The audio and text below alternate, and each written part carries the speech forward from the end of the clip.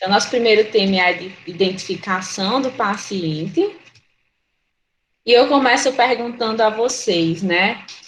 Qual é a finalidade da identificação do paciente? Pensando no contexto dos serviços de saúde, das instituições de saúde. Vocês saberiam me dizer qual é a finalidade, qual é a importância da identificação do paciente?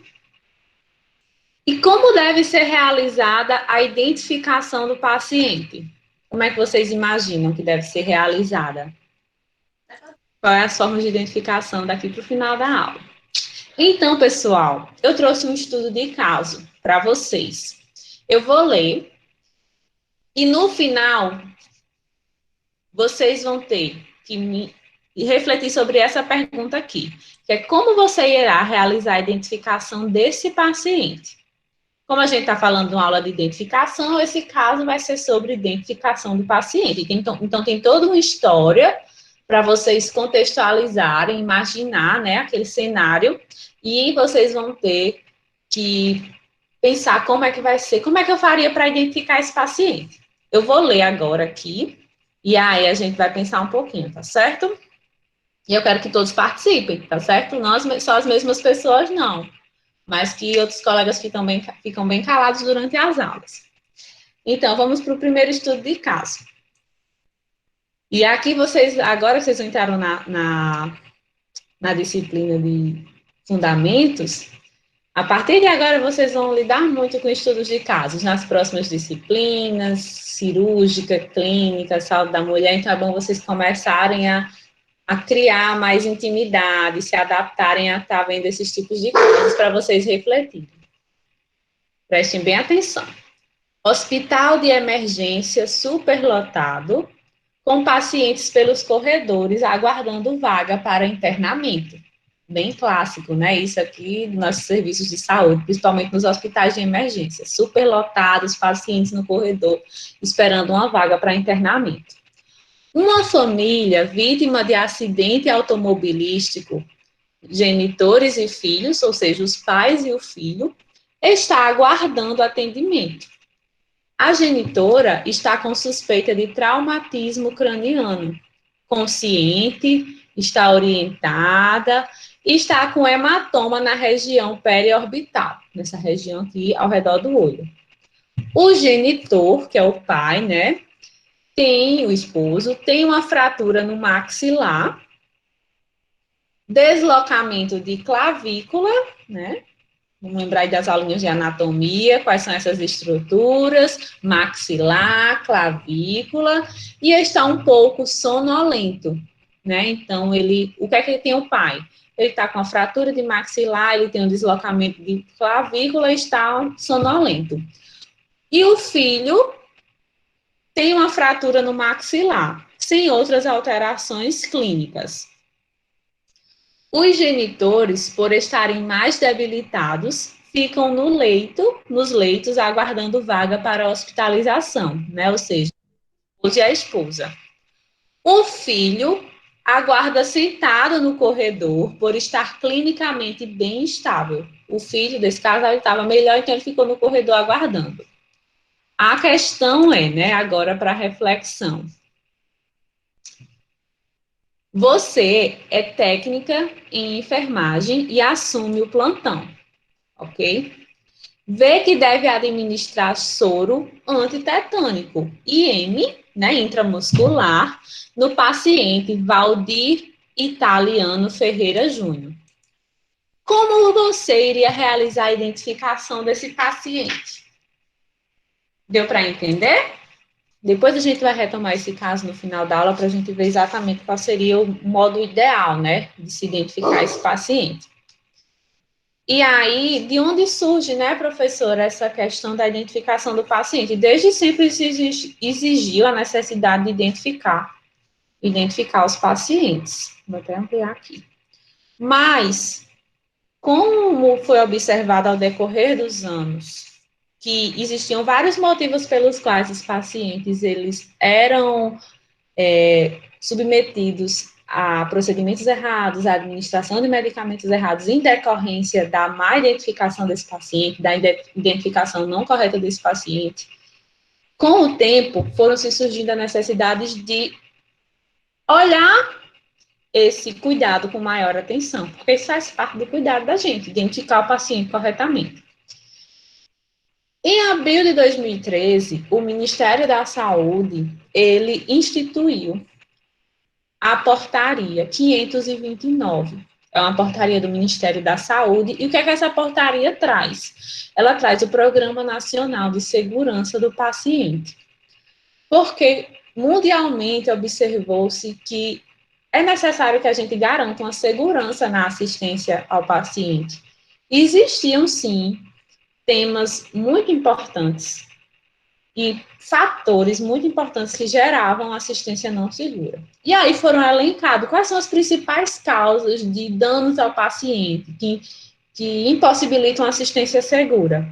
E aí a Organização Mundial de Saúde, ela trouxe elencou as 6 principais causas e criou as metas internacionais de segurança do paciente. Então, a primeira causa estava relacionado à identificação do paciente. Mundialmente foi observado que os pacientes eles estavam expostos a vários acidentes, né, no serviço de saúde, a vários danos à saúde dele em decorrência da má identificação.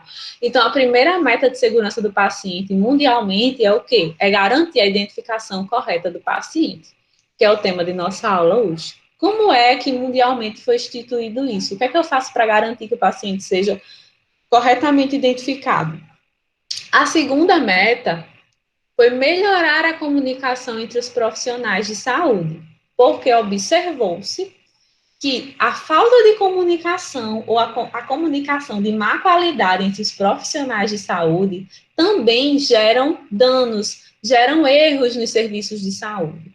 Então, a segunda meta é melhorar a comunicação entre os profissionais de saúde. E nós também vamos falar sobre isso hoje. Então, o tema da nossa aula hoje vai ser abrangendo essas duas metas internacionais de segurança do paciente, ok? Depois eles foram vendo outras metas, né? Outras coisas que interferiam na assistência segura ao paciente e que a partir daí foram identificadas metas, né? Construídas metas para que isso não ocorresse mais, para melhorar esses indicadores. Quais são eles? Melhorar a segurança na prescrição, no uso e administração de medicamentos, porque a gente sabe que existe um erro muito grande, né, durante o processamento dos medicamentos, seja nas prescrições, seja no uso, na administração, no preparo desses medicamentos. Então, isso aqui é uma meta. E a gente vai trabalhar melhor ela na aula de administração de medicamentos. Depois teve a quarta meta, que é assegurar a cirurgia segura, né? A cirurgia em local de internação, procedimento e pacientes corretos, porque observaram-se que dentro do âmbito dos centros cirúrgicos haviam muitos erros, né? Erros de identificação do paciente, erros de localização, de onde seria aquele procedimento, qual é o paciente correto, o procedimento correto nesse paciente. Então, isso aqui vocês já vão ver, não vai ser na disciplina de fundamentos, vai ser na disciplina lá de cirurgia, né, de cirúrgica, com a professora Fernanda. A segunda meta é higienizar as mãos para evitar infecções, né, a gente já teve as aulas de higienização das mãos e a gente viu, né, qual é a finalidade da higienização das mãos. A principal finalidade dela é evitar infecções, né, é prevenir, né, essa transmissão cruzada de micro-organismos entre uma pessoa e outra. E a sexta meta seria reduzir o risco de quedas nos pacientes e úlceras por pressão. Que a gente vai ver também essa questão da úlcera por pressão quando a gente for trabalhar lá na aula de curativos, tá bom? Como prevenir. Na aula de mobilidade e de curativos, tá bom? Do paciente. Mas hoje vamos nos deter principalmente a essas duas metas iniciais. Como identificar o paciente corretamente e como melhorar a comunicação dentro das instituições de saúde. Então, por que identificar o paciente? Então, falhas no modo de identificação do paciente, elas podem ocorrer durante vários processos, né, e procedimentos de saúde, como, por exemplo, na transfusão de sangue, na administração de medicamentos, nos testes diagnósticos, realização de exames, entre outros eventos. Então, se a gente for observar hoje, gente, assim, em termos estatísticos, existe sim erros na administração de sangue. Sangue que eu digo é a administração dos hemoderivados, hemácias, plaquetas. Eu, particularmente, eu já acompanhei um caso, né? Eu estava no setor do hospital, eu era enfermeira, e houve uma troca de bolsas de concentrados de hemácias. Era para ser em um paciente e foi administrado em outro. Isso é um erro grave, né? Claro que o profissional, ele não fez por querer, não foi uma violação, foi um erro. Mas a gente conseguiu identificar rapidamente esse erro. Quando a gente foi observar, né, imediatamente a gente foi atrás do paciente. O que aconteceu que evitou um dano, um dano ao paciente, é porque o tipo sanguíneo do paciente, dos dois pacientes que iam receber as imagens e foram trocadas, era o mesmo tipo sanguíneo. Então, essa aí foi, assim, a grande, vou dizer que sorte, no momento, de não ter causado um dano maior àquele paciente, né? Mas, assim, poderia sim ter acontecido um dano, né? Esse paciente poderia ter graves problemas, poderia ter tido complicações em decorrência desse erro. Então, assim, para a gente ver o quanto acontece. A administração de medicamentos, existem vários erros de administração de medicamentos. E a gente tem que estar muito atento, né? Para que eles não ocorram. Mas desde o preparo do medicamento, que às vezes ocorrem falhas no preparo, a administração, a gente vai lembrar, vocês ainda não viram, mas vocês vão ver que quando a gente vai estudar a administração de medicamentos, preparo e administração, a gente estuda os 9 certos dos medicamentos, né, paciente certo, horário certo, via certa, enfim, todos os certos. E muitas vezes, mesmo tendo esses mecanismos, existem sim erros, né, e principalmente voltados para a identificação do paciente, né, o paciente não administrou o medicamento no paciente certo. Por quê? Por que isso aconteceu? Eu olhei no prontuário, vou dar um exemplo, o paciente João Maria, ele está na enfermaria 4, no leito 2. Aí eu vou, né, a gente muitas vezes fica tão ligado nisso, que eu preparo o medicamento, eu já vou direto para a enfermaria 4, leito 2, olho aquela plaquinha que fica em cima do leito, tem lá o nome João Maria, já chego, dou bom dia, vou administrar no senhor medicação para dor, é de pirona, explico e administro. E aí, gente, quando eu me dou conta, aquele paciente não é o João Maria. Porque houve uma troca de leito. E quando houve a troca, ninguém ligou de... O paciente foi transferido para outro leito, ninguém ligou de tirar aquela plaquinha que estava lá em cima do leito. E diga aí, essa foi a forma correta de eu identificar meu paciente? Então, para vocês verem, né? Às vezes é uma prática tão comum que a gente cai no executar mecanicamente as coisas, que muitas vezes a gente está ali aceitando o risco de errar. Quando a gente diz, professor, o jeito de identificar o paciente é pelo prontuário. É olhando lá o nome dele, o leito e a enfermaria que ele está. E aí eu olho, tudo bem, eu cheguei lá. O paciente estava dormindo, mas eu vi a plaquinha em cima do leito dele. Confirmava tudo que estava lá no prontuário. Então, gente, assim, esqueçam isso, tá bom? Assim, claro que o prontuário, a plaquinha em cima do leito, elas são ferramentas que ajudam, que auxiliam a gente na identificação do paciente, no sentido da gente encontrar mais rápido, né? Então, desse modo, o processo de identificação do paciente, ele tem como finalidade evitar que os erros aconteçam, né? Assegurar a integridade e segurança do paciente. Existem alguns momentos críticos para a identificação do paciente. O que seriam esses momentos? São momentos em que a gente tem que ter muita atenção para identificar o paciente. Aqui está um exemplozinho da pulseira, né, com o nome completo e a data de nascimento. Esse nome completo, gente, deve ser sem abreviações, tá bom? É o nome completo mesmo do paciente. Sim, quais são esses momentos críticos que a gente deve ter mais atenção para a identificação do paciente? Antes de inserir qualquer informação no prontuário, então, observar se o prontuário é realmente daquele paciente que você quer escrever, fazer as anotações de enfermagem, de acontecer casos, de pegar prontuário e fazer a evolução, e quando vê, é prontuário de outro paciente. Então, gente, o prontuário é um documento legal.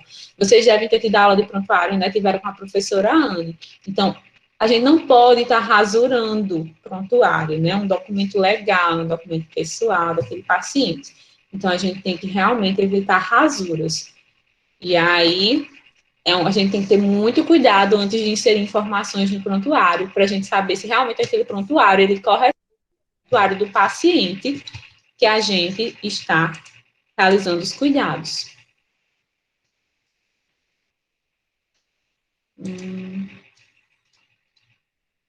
Então, antes de administrar medicamentos, é um momento crítico também para se identificar o paciente. Eu tenho que administrar o medicamento, eu tenho que saber se é exatamente aquele paciente que está lá no prontuário prescrito para ele. E, além disso, né, eu tenho que ter outros cuidados durante a administração, que a gente vai ver lá na aula de administração, preparo e administração de medicamentos. Antes de realizar qualquer tipo de procedimento, né, por exemplo, esse exemplo que a Donete deu, né, não foi utilizado, né, o protocolo de identificação do paciente com a nora dela. Porque se tivesse sido realizado da forma correta, a nora dela não teria sido submetida a um procedimento de forma desnecessária. E o procedimento, gente, foi um procedimento de alta complexidade, né, que é um procedimento cirúrgico, gera um dano àquele paciente. Ela foi submetida desnecessariamente a uma cirurgia, né? A outra cirurgia teve uma incisão cirúrgica, vai ter que submeter a processo de cicatrização. Então, isso gera danos, prejuízos, sim, para o paciente. Antes de transferir o paciente, imagine só, a gente transferir um paciente e não ser aquele que era para ser transferido. Olha o prejuízo, né, para todo mundo, para o próprio paciente, pelo desconforto, né, a que ele foi submetido. A transferência, ela é complexa, né, tem que se ter cuidados. Então, um dos principais cuidados durante a transferência é saber conseguir identificar corretamente aquele paciente que vai ser transferido. Antes de administrar dieta, né, as dietas que vêm, os medicamentos por via oral, então, todo procedimento a gente tem que ter certeza que aquele é o paciente correto que deve ser submetido àquele procedimento. E quando for passar qualquer informação verbal ao paciente, então, quando a gente vai conversar com o paciente, dar orientações, a gente tem que saber se é exatamente aquele paciente que está precisando, é aquele paciente que a gente deve passar aquelas informações de cuidado, seja do que for. Então, existem situações especiais, né? Assim, nem sempre o paciente ele vai estar consciente, nem sempre o paciente ele vai estar com um acompanhante, nem sempre o paciente tem as documentações para a gente realizar a identificação dele. Então, quando isso não é possível, por exemplo, o SAMU identificou um paciente, e esse paciente desacordado, né, no meio da rua, esse paciente estava, por exemplo, embriagado, não tinha acompanhante, não tinha documentação, e o SAMU levou ele para o pronto-socorro. Só um minuto, gente, tem aluno pedindo para entrar. E o SAMU levou esse paciente para o pronto-socorro. Esse paciente estava desacordado, estava sem acompanhante, estava no meio da rua, não tinha nenhuma documentação junto dele. Então, o que é que eu posso fazer para identificar esse paciente? Eu posso utilizar outras características, né? Até a gente conseguir realmente identificar esse paciente, como o endereço onde ele foi encontrado, resgatado, características físicas desse paciente, raça, sexo, né? Alguma característica física, o local de resgate. Então, outras informações podem estar sendo utilizadas para que a gente auxilie na identificação desse paciente, tá bom? Não é o ideal, mas diante dessas situações especiais é o que é recomendado. E atenção, a confirmação dos dados de identificação do paciente é o que vai garantir a sua segurança. Você tem que confirmar com o paciente, confirmar na pulseira. Não basta ter a pulseira, outra forma de identificação, sem que haja a conferência desses dados, né? Conferir com o paciente, com o acompanhante, com o familiar. E os números de leito, Ó, isso bem atenção. Números de leito, número de quarto não devem ser usados como identificadores devido às transferências internas que existem, né? Dos pacientes entre leitos, entre enfermarias. Então, vou identificar paciente por número de leito e de enfermaria jamais. Então, esqueçam isso, tá bom? Então, durante o processo de identificação, né? Esse processo é o quê? Qual é a forma que a gente deve identificar, então, professor, o paciente, que a gente já falou aqui? A não valorização da identificação do paciente resulta em inúmeros eventos adversos, né? Aquilo que a gente já falou, resulta em danos ao paciente. Logo, identificar o paciente corretamente é uma medida que assegura o recebimento do tratamento correto e adequado. Então, isso tem que ficar muito claro. A professora, a senhora rebate muito, fica lá batendo na mesma tecla que eu tenho que identificar o paciente. Gente, porque eu sei, isso acontece nos serviços de saúde. Por mais que a gente fale como deve se identificar o paciente corretamente, se a gente chegar nos serviços e a gente ficar assim meia hora observando como é que ocorre a identificação, vocês vão dizer assim, professora, não acontece do jeito que deveria acontecer. Então, é um processo, é um trabalho de formiguinha, hoje em dia. Existem hoje, eu mandei para vocês o protocolo que é o protocolo da Anvisa, né, de identificação correta do paciente. É um documento que ele vem trazendo para todas as instituições de saúde como deve ser realizada a identificação para tentar sensibilizar. E hoje sim, as instituições de saúde, elas têm dentro delas os núcleos de segurança do paciente, geralmente são esses núcleos que vão trabalhando todas aquelas metas de segurança do paciente, né? Que é mudando a cultura dentro dos hospitais, né? Entre os profissionais, do modo de executar os procedimentos, do modo de identificar o paciente, para que isso diminua os riscos, né? Diminua esses danos que geram a ocorrência de erros dentro dos serviços de saúde. Então, essa ação, a ação de identificar o paciente, previne a ocorrência de possíveis erros e ou enganos que possam causar danos desnecessários ao paciente. O processo de identificação do paciente, ele tem início no momento em que o indivíduo chega para o atendimento na instituição e permanece até o momento de sua saída da instituição, quando recebe o que chamamos de alta hospitalar. Então, desde a entrada do paciente até a saída dele, deve existir, quantas vezes forem necessárias, o processo de identificação do paciente. Eu vou botar agora para vocês 3 vídeos, são vídeos curtinhos, de 1 minuto e pouco, 2 minutos, para a gente observar como deve ocorrer esse processo de identificação do paciente. Pois pronto. Ficha número 5, por favor. Bom dia, em que posso ajudá-lo? Bom dia. Eu estou trazendo aqui os papéis que o meu médico solicitou para minha internação. Vou te pedir o documento de identificação, por gentileza. Sim. Vou confirmar alguns dados, fazer a sua admissão. Vou te pedir para que confira os dados impressos na pulseira. Ok, estão corretos? Vou colocar a sua pulseira de identificação. Por favor, o seu braço direito. Não retire a pulseira de identificação durante a permanência no hospital. O senhor pode aguardar na recepção que um técnico de enfermagem virá buscá-lo. Tá bem. Obrigado. De nada.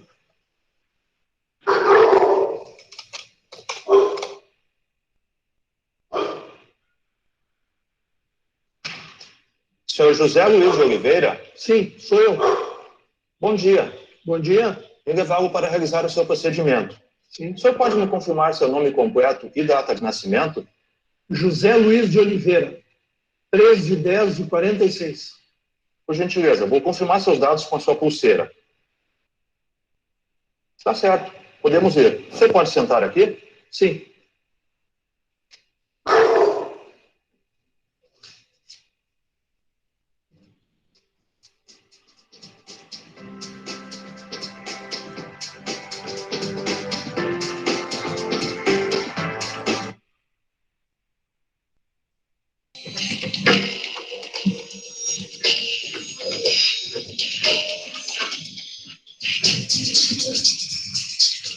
fim de garantir a segurança de recém-nascidos, a pulseira de identificação deverá ser colocada imediatamente após o nascimento. A pulseira deve ser colocada preferencialmente no terceiro do bebê, identificando devidamente o número do prontuário recém-nascido, assim como outras informações padronizadas para os serviços de saúde.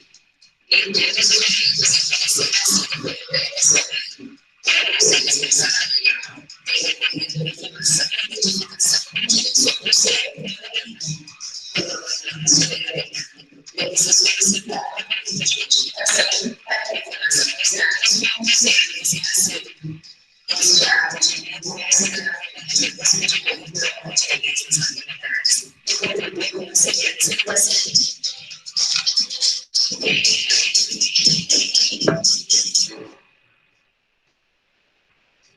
Então, pessoal, eu trouxe esse vídeo para uma situação bem específica, né, de identificação, que são os recém-nascidos, mas achei interessante colocar ele para vocês. Então, a gente tem também que se preocupar com casos especiais, né, e um desses casos especiais são os recém-nascidos. Teoricamente, os recém-nascidos, quando eles estão dentro das maternidades, eles não estão registrados, né? E aí, a gente não vai utilizar o nome que a mãe diz que vai colocar nele, né? Que a gente, como é que vai ser a identificação? Qual vai ser o nome dele? Não é, isso não é oficial. Então, a gente utiliza como indicador de identificação na pulseira, né? Que fica no tornozelo ali do recém-nascido. A gente utiliza o nome da mãe, geralmente fica RN, né? Que é a abreviação de recém-nascido, aí coloca o nome da mãe, e coloca o número do prontuário e, geralmente, um terceiro indicador, que é a data de nascimento daquele RN, ok?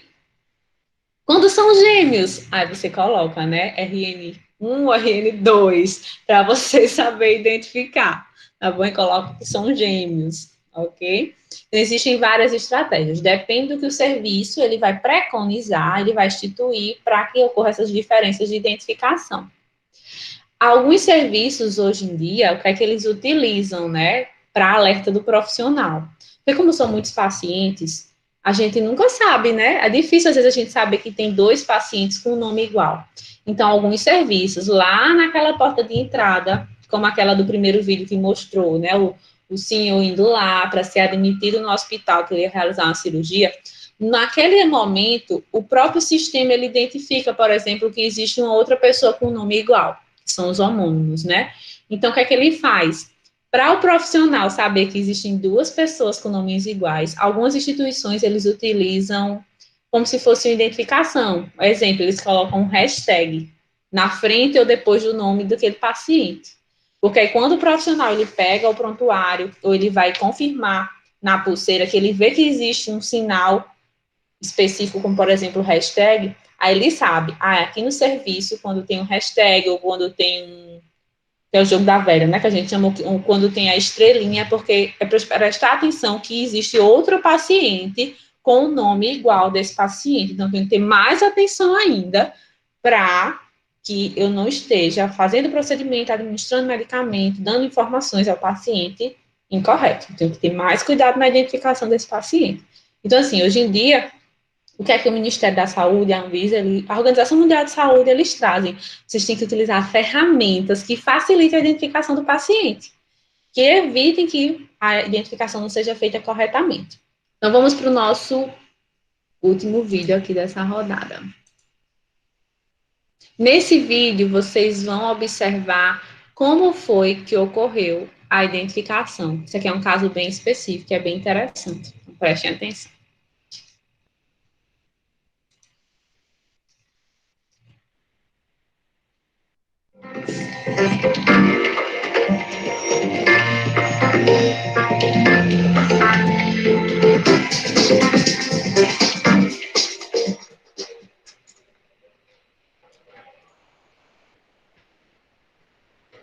Boa tarde. Boa tarde. São José Luiz. Vocês têm o mesmo nome. Estou chamando o senhor José Luiz da Rocha Pinto para realizar uma cirurgia de coluna. Esse não sou eu. Esse sou eu. Por favor, qual a sua data de nascimento? Eu nasci em 30 de maio de 1960. Você me acompanha, por favor, eu vou levá-la até a sala de cirurgia. Ao realizar o procedimento correto de identificação, o técnico de enfermagem evitou que um paciente se submetesse a uma cirurgia indevida.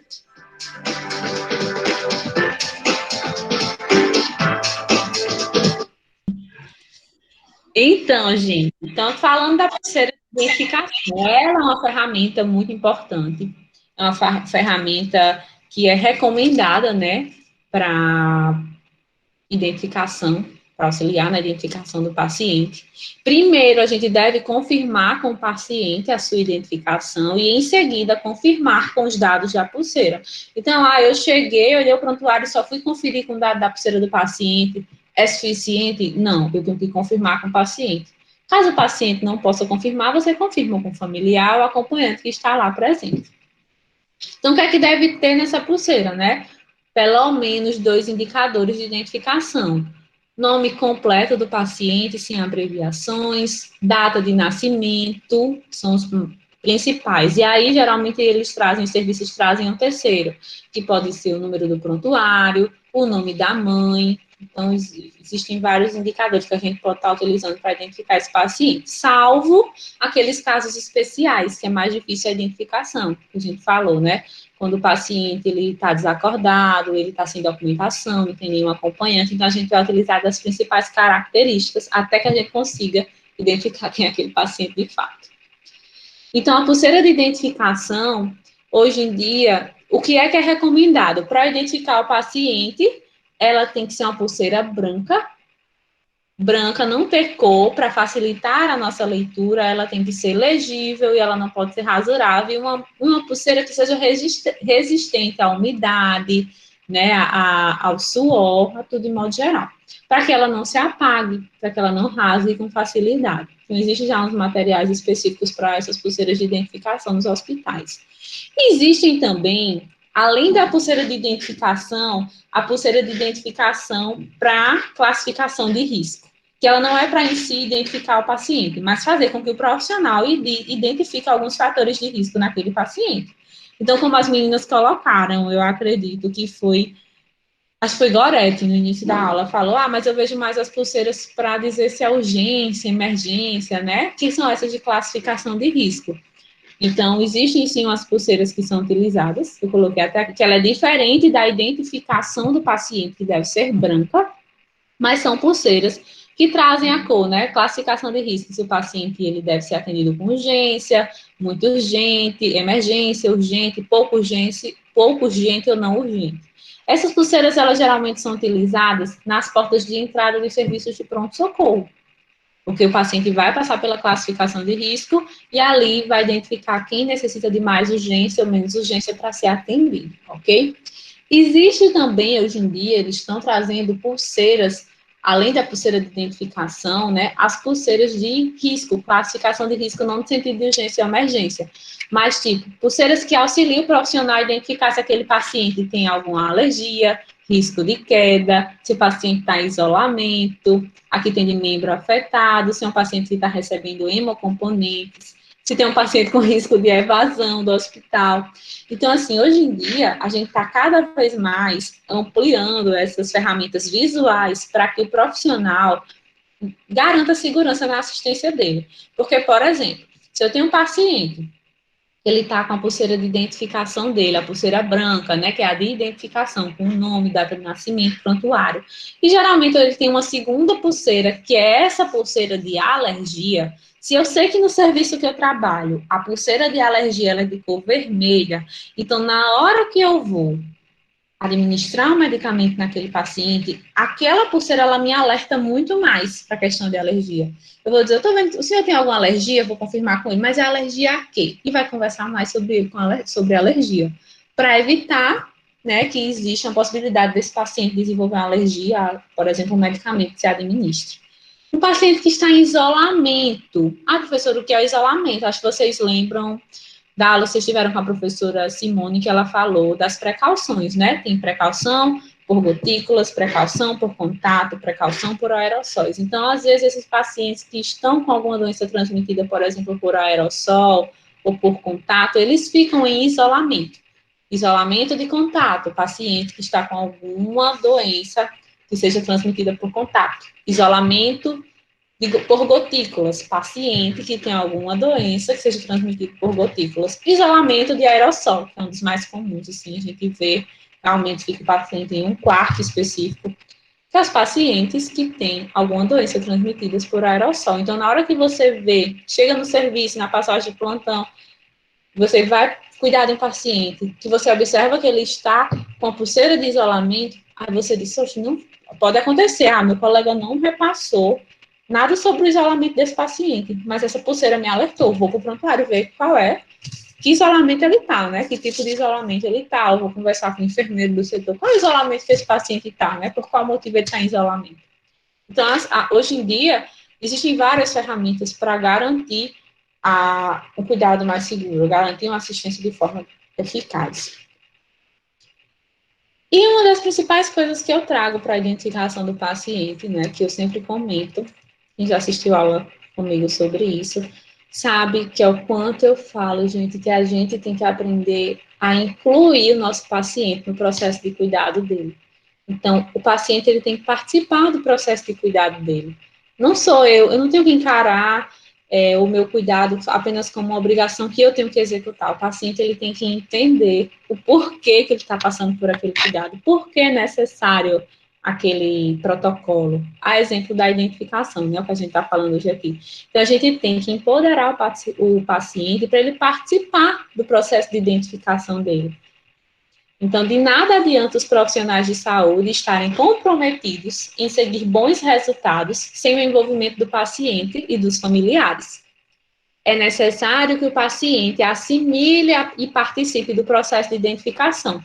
Ele tem que entender que, por mais chato que pareça, toda hora que você vai chegar nele, você tem que fazer o passo a passo da identificação, mas ele tem que entender que aquilo é para evitar que erros aconteçam. Então, quando a gente explica para o paciente, ele vai ser colaborador do processo de identificação, ele vai estar participando do processo. Sendo assim, é importante que a equipe execute o acolhimento correto do paciente, para, consequentemente, estimular sua participação efetiva, bem como de seus familiares nesse processo.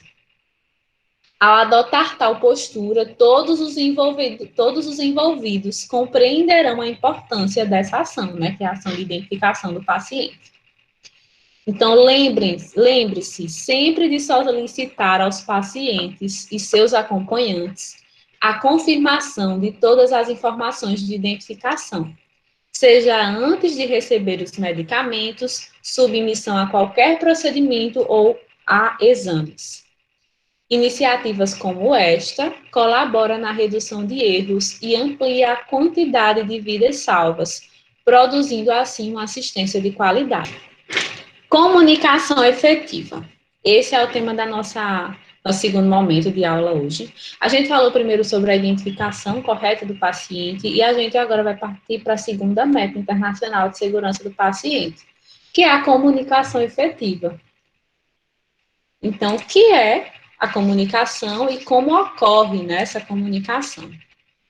A comunicação ela é uma prática social decorrente da interação entre seres humanos e consiste na troca de informação envolvendo emissor e receptor, ou seja, emissor, a pessoa que vai repassar, né, a informação, receptor, a pessoa que vai receber, que codifica uma determinada mensagem. O que é passado, né, pela comunicação?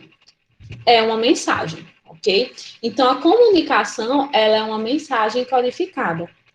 A gente pode utilizar de vários veículos, né, para se comunicar. A gente pode utilizar da fala, a gente pode utilizar da escrita, a gente pode utilizar os gestos ou outros códigos para a gente se comunicar. A gente pode se comunicar por gestos corporais, a gente utiliza o olhar, né, as expressões faciais, a fala, a escrita, enfim, existem vários meios.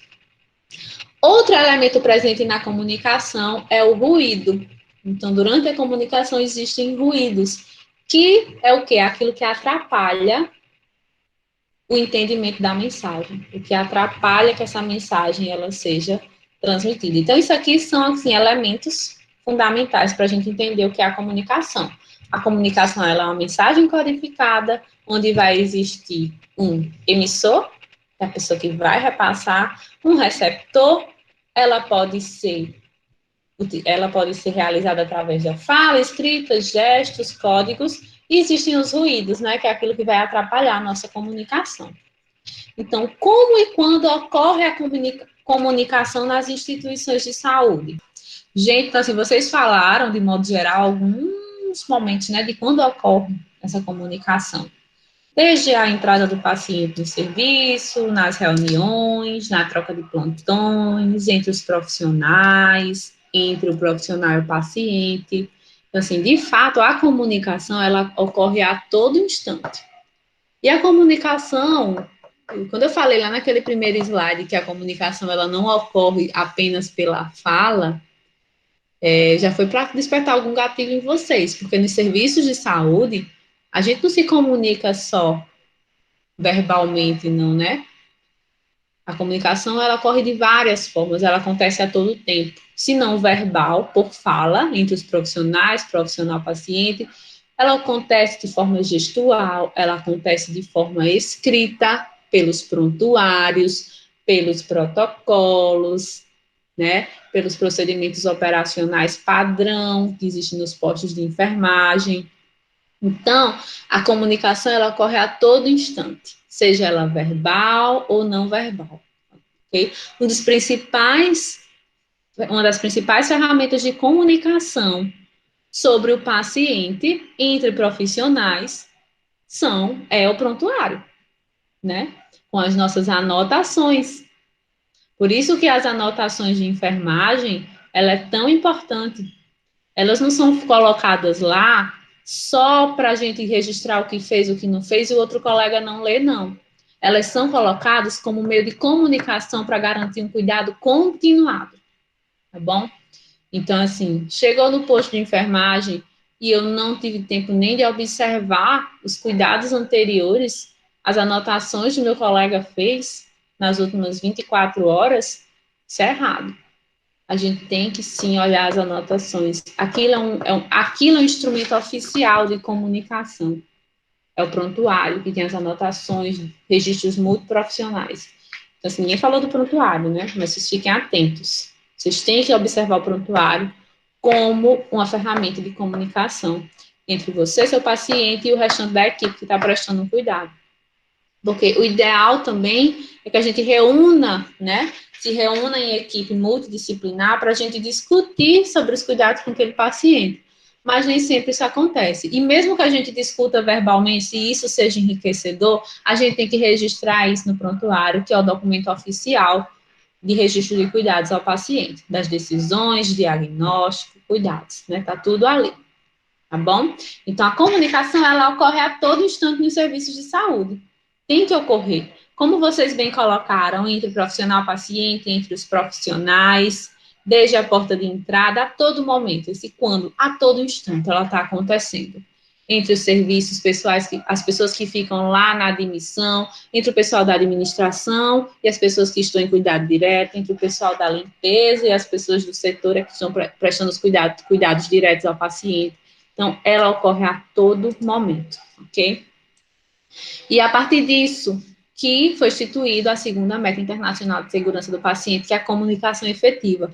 Porque por a comunicação, ela ser um processo tão complexo, subjetivo, né, que envolve muitas coisas, ela é uma das principais motivos para ocorrer erros dentro dos serviços de saúde. A falta de comunicação ou a comunicação ocorrendo de forma incompleta, incorreta, inadequada.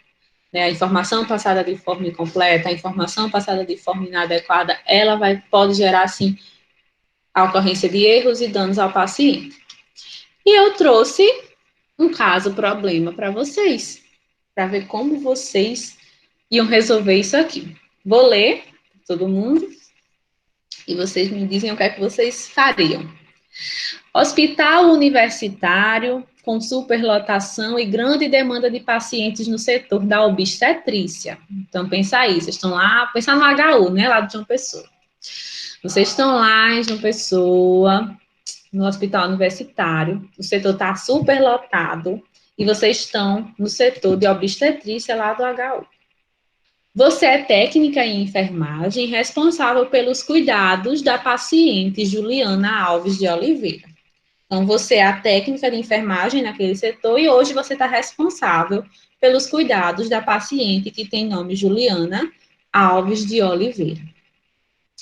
Juliana Alves de Oliveira, quem é ela, né? Ela está no 2º dia de pós-parto, ela é uma puérpera, que a gente chama, né? Quem pós-parto é puérpera. Está no 2º dia, ela está em alojamento conjunto, ou seja, ela está no setor onde fica ela e o bebê dela junto, porque não são de alto risco, nem ela nem o bebê. E ela está acompanhada de sua mãe, né, com a mãe dela. Tá ela, o bebê, que é o recém-nascido, e a mãe dela como acompanhante.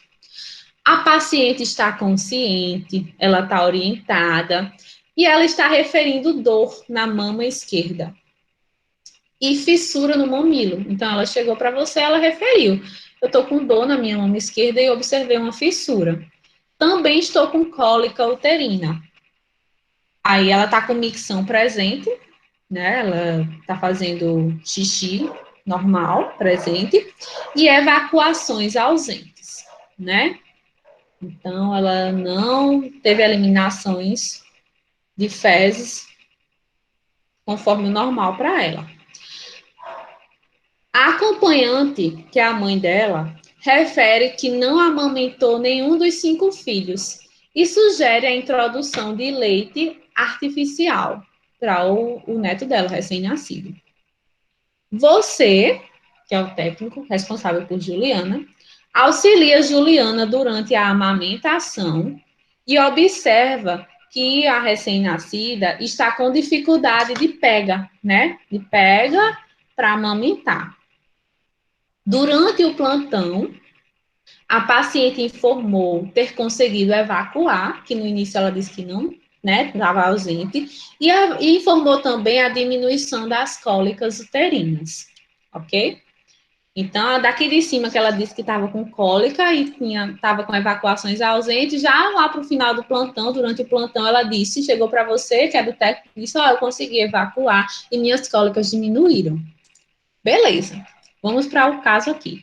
Após a finalização dos cuidados e ao término do plantão, você deve realizar a passagem do plantão, ou seja, terminou o seu plantão de 12 horas, você vai ter que fazer a passagem do plantão para o seu colega de trabalho, relacionada à paciente Juliana Alves de Oliveira.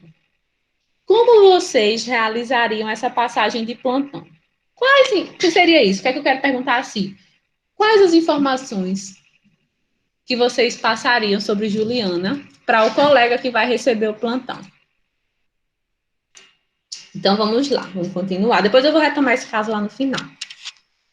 Então, a comunicação efetiva nos serviços de saúde. Gente, foi observado que falhas de comunicação são responsáveis por 32% dos erros em UTIs, que são as unidades de terapia intensiva, né? Então, é muito alto. Uma falha de comunicação ser responsável por 32% dos erros é algo... é muito representante isso.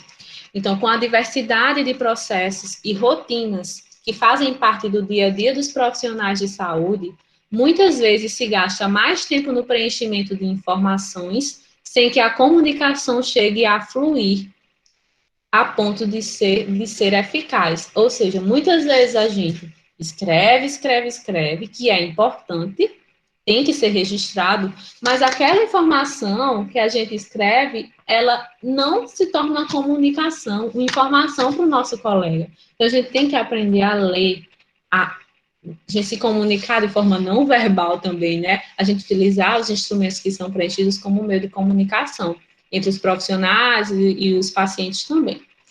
Uma das exigências para assistência segura é que o sistema possua um meio de comunicação que seja eficaz. Então, a meta internacional de segurança do paciente é melhorar a efetividade da comunicação entre profissionais da assistência. E não só entre os profissionais, além disso, entre os profissionais e o paciente. Porque a gente sabe que hoje em dia existem, sim, falhas de comunicação, de interação entre o próprio profissional e o paciente. Então, a comunicação segura, uma comunicação que ela ocorre de forma segura e eficaz, ela previne erros relacionados, por exemplo, à passagem de plantão. Então, me comunicar de forma segura, né? Mas erros relacionados à realização de procedimentos, à administração de medicamentos, a informações e entendimento de cuidados que o paciente deve ter, por exemplo, quando ele recebe alta e ir para casa. Gente, quanto nos surge dúvidas de comunicação quando o paciente recebe alta e ele chega em casa e ele não conseguiu compreender direito, às vezes, os cuidados que ele deveria ter quando chegasse em casa, pós uma cirurgia, quando ele deveria retirar os pontos. Isso acontece, é muito comum. Então, a gente tem que cada vez mais utilizar instrumentos, ferramentas de comunicação que facilitem. Hoje em dia, a gente recebe, né? Hoje em dia, o correto, né? Quando você, por exemplo, faz um procedimento cirúrgico e você recebe alta, você receber aquele resumo de cuidados que você deve ter impresso mesmo, além do médico, enfermeiros profissionais lhe orientar, impresso, para que se você tenha dúvida, você vá ler, né? Vá ler o seu resumo de cuidados, o que é que você deve fazer, quando deve se retirar os pontos, como deve ser realizado o curativo, quais são os sinais que você deve ficar alerta, que pode ser infecção e voltar para o serviço. Então, tudo isso são ferramentas de comunicação. Então, a comunicação dos serviços de saúde, ela ocorre na passagem de plantão, na comunicação de resultados de exames, através dos laudos do exame, ou através do telefone, né? Quando é uma coisa mais urgente, que a gente telefona para os laboratórios para saber o resultado, urgência. A comunicação ocorre na transferência de pacientes, no prontuário do paciente, né? Através de tudo, dos exames, dos registros e das anotações. Acontece a comunicação entre profissionais e a comunicação entre profissionais, pacientes e famílias. Então, a comunicação, como a gente havia dito, ocorre a todo momento. Ela, a todo momento, instante, ela está acontecendo. Quais são os fatores que influenciam a comunicação nas instituições de saúde? Então, as instituições de saúde, elas são heterogêneas, ou seja, elas são diferentes, mesmo dentro dela, nos setores, entre elas, é tudo muito diferente. No que diz respeito às rotinas, né? Como as coisas acontecem diariamente, no que diz respeito aos profissionais e aos pacientes. Essa complexidade dentro das instituições de saúde, ela possibilita falhas de comunicação, que podem acarretar em erros. Esse é o grande problema, né, da falha de comunicação, é resultar num erro que vai resultar num dano ao paciente, né, ao profissional, ao serviço. Então, de acordo com a JCI, que é uma organização que ela tem como empenho melhorar a qualidade da assistência e dos cuidados em saúde, a efetividade da comunicação nas instituições de saúde reduz a ocorrência de erros e resulta na melhoria da segurança do paciente.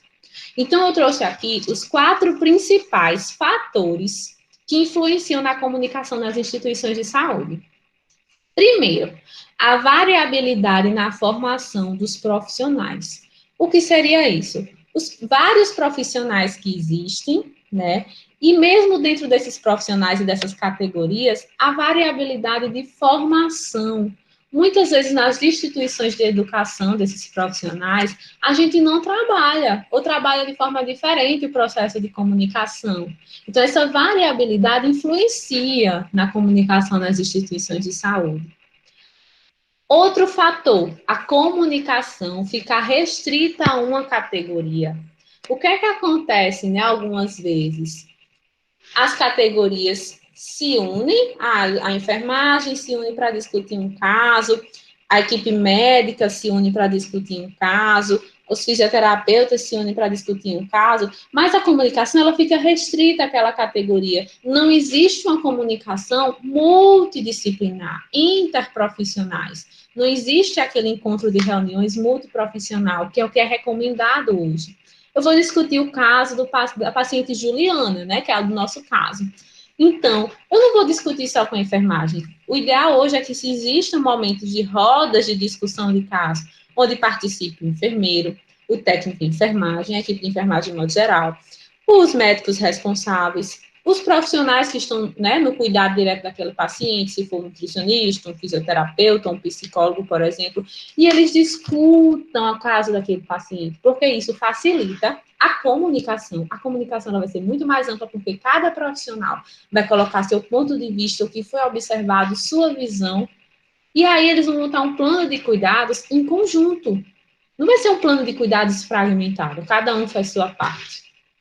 Cada vez que a gente vê que fragmenta mais os cuidados em saúde, mais complexo fica. Então, se a gente consegue fazer, que é o recomendado hoje, são essas reuniões em equipe multidisciplinar, isso favorece muito, melhora muito o processo de comunicação e, consequentemente, o plano de cuidados desse paciente ele vai ser mais completo, os resultados que aquele paciente vai alcançar vão ser, a curto e médio prazo, eles vão acontecer de uma forma mais eficaz, mais fluida. Né, eles vão ocorrer, vou ter a garantia disso. Outro fator que influencia na comunicação nas instituições de saúde, os gradientes de hierarquia. O que seria isso? É aquela falsa ilusão hierárquica que a gente tem de forma vertical, né? A gente às vezes pensa que o médico muitas vezes está lá no topo da hierarquia, depois de enfermagem, os outros profissionais. A gente não deve ver dessa forma. Esse gradiente de hierarquia, ele complica a comunicação institucional.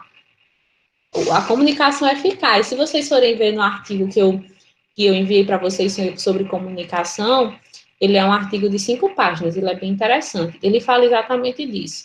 Que talvez um exemplo que a gente se dá nessa questão da hierarquia, né, que existe profissional, é que muitas vezes o profissional médico, ele é visto como hierarquicamente superior aos outros profissionais, e isso cria uma barreira de comunicação entre os profissionais com ele, entre a equipe de enfermagem com ele, para decisão, para tomada de decisões dos cuidados.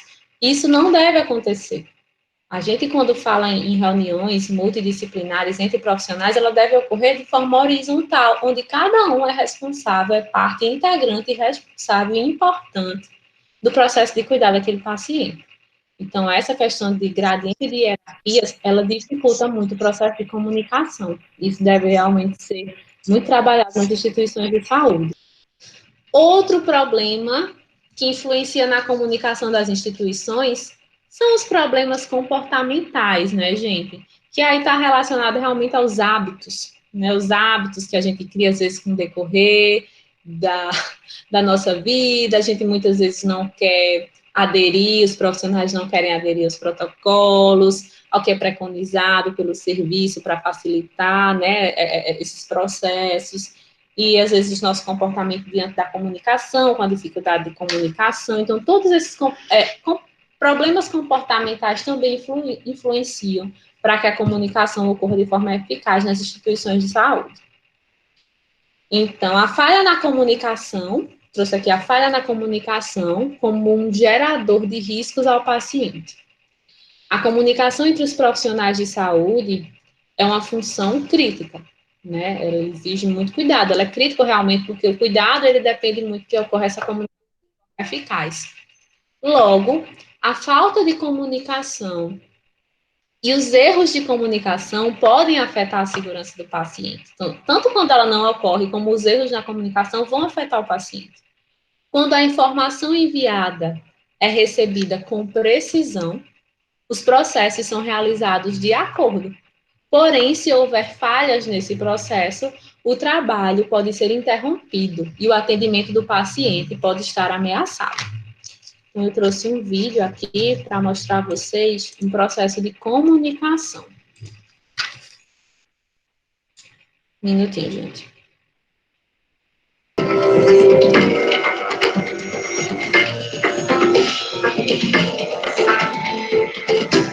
Vem lhe trazer o seu lanche. Já estava ficando com fome.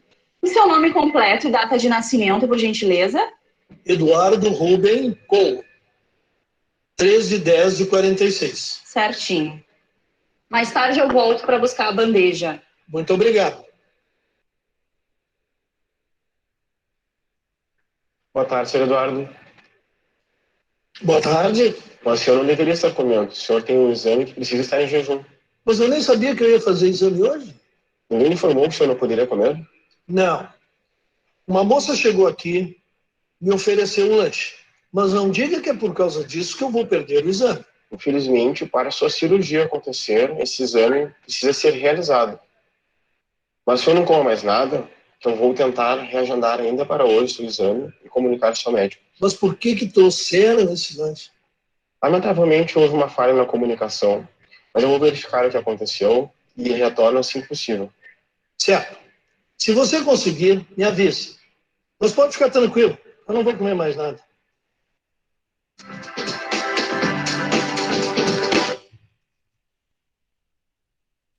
Exemplo clássico, gente, acontece muito isso. A gente trabalha no serviço de saúde, acontece muito. Isso é, assim, é um dos principais exemplos de falha de comunicação. Então, o que é que vocês observaram aí que poderia ter evitado, né, essa falha de comunicação? Houve aí 2 processos de falha de comunicação. Primeiro, entre a nutrição e a equipe, né, responsável pelos cuidados, poderia ser a enfermagem, a equipe médica, mas em si a nutrição não conseguiu observar no prontuário ou com o restante da equipe essa observação sobre esse paciente, porque geralmente quem vai entregar a dieta é a equipe da nutrição, nos hospitais maiores né? Eles chegam, mas eles já têm toda essa informação do tipo de dieta para cada paciente, eles saem recolhendo essas informações nos postos. E a falha de comunicação entre os profissionais e o paciente. Se o paciente ele tivesse sido incluído no processo de cuidado dele, como a Sil colocou aí, né? Tivesse sido informado a ele, o senhor tem que ficar em jejum a partir de tal horário, porque o senhor vai ter um procedimento para realizar amanhã, né? Dependendo do horário. E se o senhor se alimentar, não vai poder ser submetido a esse procedimento. Então, o senhor não se alimente a partir de tal horas até realizar o procedimento.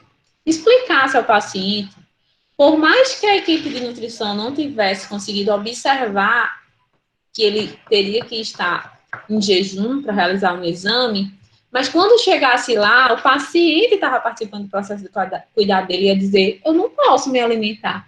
Aí ia despertar na nutrição, né? Mas não pode por quê? Não, porque o enfermeiro, ou a equipe de enfermagem me avisou que eu tenho um procedimento marcado para tal horário, eu tenho que estar em jejum. Então, para vocês verem, ocorreu aí falhas de comunicação, né, entre esse processo para a realização do exame. Não foi só um, foi entre várias pessoas envolvidas. Então, a gente tem que ter cuidado, né? A comunicação, ela termina que realmente ela é responsável por grande parte dos erros. A passagem de plantão, né, ela é um dos momentos críticos, como a gente já falou, para o processo de comunicação, e ela faz parte da rotina dos profissionais de saúde. É o momento em que a equipe assistencial faz a troca de turno e passa informações relevantes e pendências relativas ao paciente sobre sua responsabilidade. Portanto, é percebida como um momento de interação entre profissionais de saúde e deve ser realizada sem interrupções. Então, a passagem, qual é a função primária da passagem de plantão? Transferência de informação, divisão de decisões, né, de tomar as decisões mais importantes para o cuidado daquele paciente, e a transferência de responsabilidade. Eu estou repassando para o meu colega para ele assumir os cuidados, dar continuidade no cuidado daquele paciente. Então, quais são as principais recomendações para o momento de passagem de plantão? A gente deve buscar um local silencioso. Utilização de instrumento próprio para passagem de plantão não é muito comum, gente. A gente vê nos serviços de saúde um instrumento impresso para passagem de plantão, que orienta as principais informações. Mas hoje em dia já é o mais recomendado. Porque, como eu disse, a passagem de plantão só de forma verbal termina que muitas vezes a gente pode esquecer de alguma informação importante que a gente tem que repassar sobre aquele paciente, porque são vários pacientes, né? Então, por isso que é bem importante estar sendo recomendada a utilização desses instrumentos aqui próprios para passagem de plantão. A passagem de plantão, ela deve garantir a continuidade de cuidado com o paciente, deve informar as pendências para o próximo turno executar, né, o que ficou de pendência de cuidados desse paciente, que muitas vezes, a gente não consegue realizar por causa das demandas. Então, o que é que precisa você fazer, né, que eu não consegui executar, por exemplo? Informações sobre patologia, dispositivos invasivos, esse paciente, ele está com acesso venoso central, né? Essas informações mais importantes. Exames que o paciente vai ter que fazer e os preparos, o paciente tem que ficar em jejum, por exemplo, né?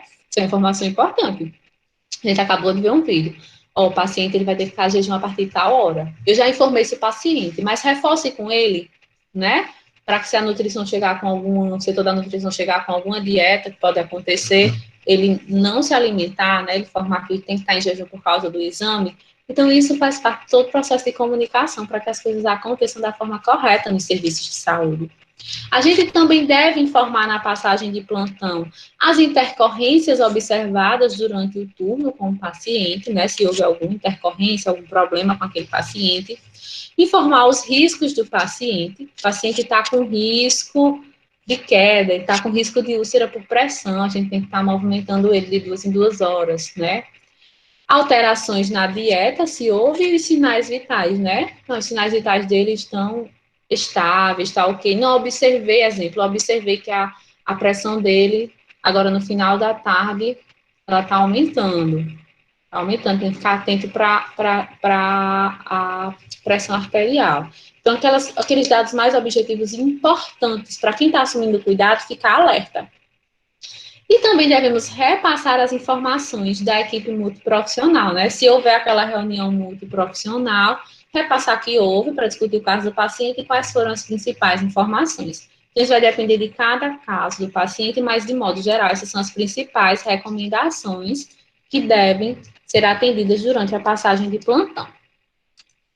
E aí, vem outro momento crítico de comunicação de informações, que são nos resultados de exames críticos. Muitas vezes, gente, vocês vão observar isso quando vocês começarem a viver mais nos hospitais, nem sempre no hospital a gente tem tempo para aguardar o laudo, o resultado do exame que um paciente foi submetido, impresso, como vem. Muitas vezes a gente está ali aguardando só o resultado, o técnico no laboratório, o patologista avaliar aquele material para decidir o que vai ser feito. Por exemplo, às vezes nas cirurgias, entende? Então, aí, o que é que tem que acontecer? A informação não vai vir escrita, impressa, porque não tem tempo para isso, ela vai ser passada por telefone. E aí, tem que se ter cuidado como é que vai passar essa informação, né? Então, valores críticos de exames são resultados que colocam em risco imediato a vida do paciente e necessitam de tomada de decisão com rapidez. Por isso, a necessidade de comunicação imediata. Quando a comunicação de resultados críticos de exame é feita verbalmente, principalmente por telefone, a possibilidade de haver ruído na comunicação é grande, né? A possibilidade que a gente não entenda, não escute, não compreenda direito aquela informação, ela é grande. O que pode acarretar erro fatal ao paciente. Para minimizar o erro, é recomendado o uso da técnica específica chamada de leia de volta. Então, hoje em dia, se existe uma técnica que o nome dela é leia de volta, ela está nesse slide aqui. Cadê? Eu vou passar. A técnica estratégia leia de volta, ela é utilizada exatamente quando a gente vai passar informações verbais. E aqui eu trouxe, por exemplo, não quando você vai informar o resultado de um exame, que tem que ser de urgência, e você vai ter que informar verbalmente. E aí, como é? A pessoa que liga para saber do resultado do exame, ela vai se identificar e perguntar, né? Estou ligando para saber sobre o resultado do exame tal, do paciente tal, data de nascimento tal, vai toda a identificação do paciente. O responsável pelo resultado do exame, ele vai dizer, repetir o nome da pessoa, aqueles dados de identificação, e ele vai dizer o nome do exame e qual foi o resultado. Quem escutou, o que é que ele deve fazer? Ele escuta com atenção e escreve. Sempre escreva a informação que você está escutando. Depois que você escrever, você vai ler para que a pessoa que deu a informação, ela observe, após a sua leitura, se você entendeu corretamente. Então, essa é a estratégia leia de volta, é chamada estratégia leia de volta, que é utilizada exatamente para evitar esses erros de comunicação nesses momentos mais críticos, né, onde você não vai ter o exame escrito com laudo, tem que ser informação verbal. Isso acontece muito também nos serviços de urgência, né, quando você está lá, geralmente nos hospitais de trauma, os pacientes chegam, né, com SAMU, eles chegam podem chegar passando mal, ter uma parada e você vai auxiliar, ou mesmo até dentro do próprio SAMU, que eles não vão ter tempo para estar escrevendo quais são os cuidados, né? Você começa, vai ter que fazer um acesso e o médico diz, faz tal medicação nesse medicamento. Vamos lá. Fazer uma medicação tal via endovenosa, tantos miligramas diluído em tantos ml de água destilada. E aí, você não tem como escrever, né? Mas você vai repetir o que ele pediu, ele confirma, você vai preparar. E aí, quando você for administrar, você vai repetir novamente. Aqui está, tal medicamento foi diluído em tal, é para ser administrado em via endovenosa. E o médico confirma. Então, você repete aquela informação para que exista uma confirmação que você entendeu corretamente o que foi comunicado e não cause dano ao paciente.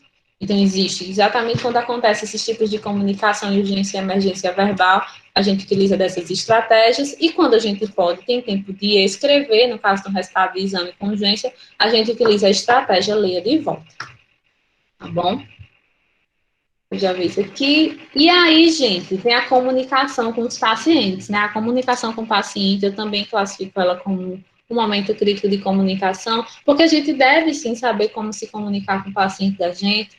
A gente não deve estar utilizando os termos muito técnicos da área da saúde, a gente tem que ter uma linguagem acessível para o paciente e tem que se comunicar de modo eficaz, que faça com que aquele paciente compreenda e consiga participar do processo de cuidado dele. Então, eu trouxe uma imagem aqui que mostra os 6 passos para melhorar a comunicação com o paciente. Primeiro, não tenha pressa. É preciso calma para se expressar de maneira adequada. Então, não tenha pressa ao se comunicar com seu paciente. Tenha calma. Pratique a empatia. Coloque-se no lugar do outro para entender dúvidas e anseios. O paciente, ele vai ter dúvidas, ele vai ter os anseios dele. Ele nem sempre vai compreender o que você diz de imediato. Então, você vai ter que repetir, explicar, né? Deixar mais explicada aquela informação. Terceiro, seja sensível para perceber o melhor momento para cada tipo de informação. Então, a gente tem que ser sensível e saber qual tipo de informação ela pode ser dada dependendo do estado do paciente, o momento que ele está passando. Quarto, dê opções de alternativas de horários e formas de tratamento para aquele paciente. Dê opções para ele, né? De como ele pode participar do processo de cuidado dele, de escolha, quando é possível ele tomar, né, tem mais alternativas para ele escolher o processo de cuidado dele, como o cuidado vai ser realizado. Não economize informações. Explique os processos, né, como os cuidados vão ser realizados, as consequências dos cuidados, a gente tem que explicar detalhadamente para o paciente. E mostre-se acessível. Ofereça um canal de comunicação para o paciente. A gente tem que mostrar ao paciente, se identificar e dizer que a gente está ali para, né, se ele tiver alguma dúvida, que a gente vai estar dando esclarecimento, com que a gente poder ajudar ele, para que a gente crie esse vínculo com o paciente, que é muito importante. E assim, ele vai participar do processo de cuidado dele. Eu trouxe também como ferramenta de comunicação os registros e anotações, né? Através da biblioteca dos prontuários. Então, é uma ferramenta importantíssima de comunicação, né, entre os profissionais de saúde sobre o paciente. O profissionário eletrônico do paciente, hoje em dia, ele é o mais recomendado, né? É o prontuário eletrônico do paciente, porque ele é um prontuário de forma digital, então ele garante mais a legibilidade do que está escrito, as informações, ele é mais organizado. Nem todos os serviços utilizam, mas hoje é o que é o mais recomendado, que é o PEP, Prontuário Eletrônico do Paciente. E nesses prontuários, né, ele deve registrar as informações inerentes e indispensáveis ao processo de cuidar de forma clara, objetiva e completa. Né, tem que ser completo. Então, isso tudo tem que conter no prontuário, que é uma ferramenta importantíssima de comunicação. Vocês tiveram aula sobre prontuário com a professora Ana e ela deve ter se aprofundado melhor nesse instrumento. Eu já falei do método estratégia leia de volta e eu vou apresentar outro método. É o método SBAR. O método SBAR, o SBAR, que é desse mnemônico, né, que vem dessas as iniciais, que elas vão recomendar algo para a gente, vocês vão entender. Foi um método criado para auxiliar na hora da comunicação, seja na hora de passagem de informação de um paciente, para você receber um paciente, né, admitir, seja na passagem de informação também de plantão, ele pode utilizar. E ele traz, nesse método, 4 etapas importantes na passagem de informação, na comunicação entre os profissionais, para passar informações sobre um paciente. Então, ela é uma transmissão clara, concisa e completa de informações na transição de cuidados e evita erros. As 4 categorias de conteúdo da metodologia SBA organizam a comunicação. Então, ele diz assim, o que é que o SBA traz? O que é que eu não posso deixar de dizer na minha comunicação com outro profissional sobre um paciente? E aí a gente vai trazer. O S vem de situação. Ela tem que ser uma frase concisa sobre o problema. O S, ele vai trazer... O que é que eu digo no S, a situação? É o que está acontecendo com o paciente. Então, exemplo. Aqui é um exemplo de um paciente para um médico. E aí, o que seria o S? Ela fala, olá, doutora FFF. Aqui é a enfermeira Renata, estou dando um exemplo. Estou acompanhando o paciente Paulo, né, o nome completo dele. Ele teve uma dor torácica de forte intensidade há cerca de 2 minutos, com dispneia e sudorese. Então, essa é a situação. Isso aqui é um modo de comunicação, né? Então, ela explicou de modo objetivo qual foi a situação. Ela se identificou, foi falar com outro profissional, identificou o paciente e disse que ele teve uma dor torácica de forte intensidade, há cerca de 2 minutos, com dispneia, né, que é a dificuldade de respirar, e sudorese, né, o suor em excesso. Segunda fase da comunicação. Depois que eu explico a situação, eu vou fazer um breve histórico daquele paciente. Vou trazer os detalhes e contextos pertinentes ao problema. Eu não vou trazer o histórico completo do paciente, mas o que é importante de acordo com a situação que está acontecendo. Que nesse paciente é essa dor torácica, né? Aí eu vou trazer o histórico dele. Ele é um homem de 68 anos, com história prévia de doença cardíaca, que sofreu uma colectomia ontem, sem complicações. Então, esse paciente, ele é um paciente idoso, 68 anos, ele tem uma história prévia de doença cardíaca, né, ele tem doença cardíaca, e ele estava ali no hospital porque ele tinha sido submetido a uma cirurgia no dia anterior, que a cirurgia não teve complicações. Estou explicando isso ao profissional. Isso é o breve histórico. A avaliação analise as informações consideradas. Então, é minha avaliação profissional. Então, é o que eu fiz, o que é que eu observei, né, a partir daquela situação do paciente.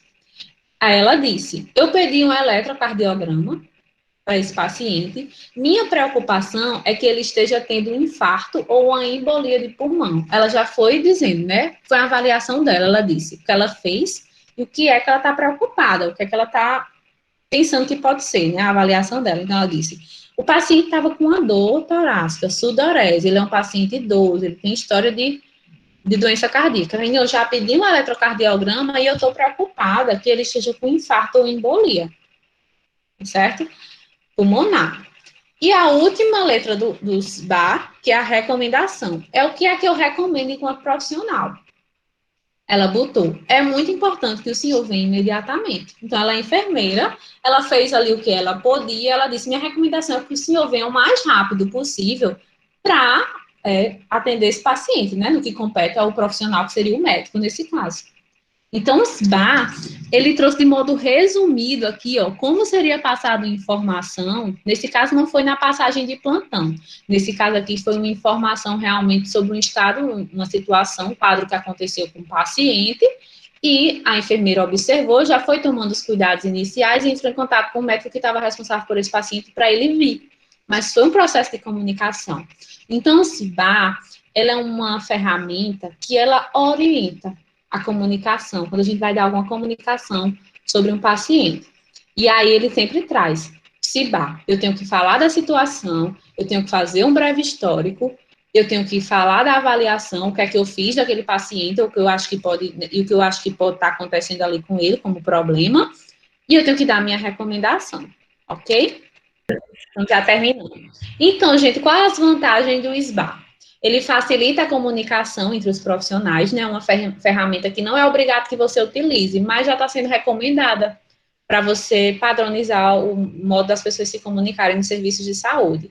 Então, ela facilita a comunicação entre os profissionais, melhorar a habilidade da escuta, melhorar a qualidade da informação, minimizar conflitos entre os profissionais, padronizar as transferências dos pacientes, né, que ela pode ser utilizada na transferência do paciente, na transferência de alguma informação para chamar uma equipe, por exemplo, para o cuidado, na passagem de plantão. Ela vai promover o trabalho em equipe e reduz os erros. E aí, como atividade de casa para vocês, eu vou colocar esse material da aula hoje, lá no SIGA, que eu ainda não tinha colocado esses slides. E aí eu vou colocar esse caso, tá bom? Lá como atividade para vocês fazerem aquele mesmo caso que a gente discutiu, sendo que vocês vão escrever como seria a passagem de plantão utilizando o método CIBA, tá bom? Ou seja, vocês vão pegar o material e vão ver situação, de acordo com aquele caso da puérpera Juliana. O que é que eu colocaria como situação para eu passar para o meu colega na passagem de plantão, lembrando que ela é objetiva, informativa, a passagem de plantão. O que é que eu colocaria da paciente Juliana sobre um breve histórico? O que é que eu colocaria sobre a avaliação? O que é que eu fiz, né? O que é que eu acho que é? E minhas recomendações para o profissional que vai assumir o cuidado, que é minha próxima colega, tá certo? Então, vai ter essa atividadezinha lá no SIGA. Eu vou dar um prazo de uma semana para vocês responderem. Tá bom? Uma semana ou 10 dias? Aí vocês acham? Vou colocar lá em aberto. E aí vocês vão utilizar o CIBA. Aí só colocar situação, breve histórico, tá bom? Aí a avaliação e recomendação. Cada letrinha dessa aqui de CIBA. Aqui estão algumas referências, pessoal. E obrigada.